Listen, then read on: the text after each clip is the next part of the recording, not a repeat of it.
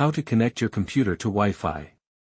If your computer isn't connected yet but no network is present, from the desktop page click on this little symbol in the bottom right.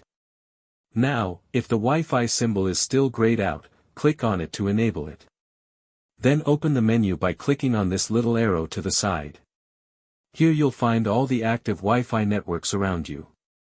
Select the one you want to connect to by clicking on it and enter the security key.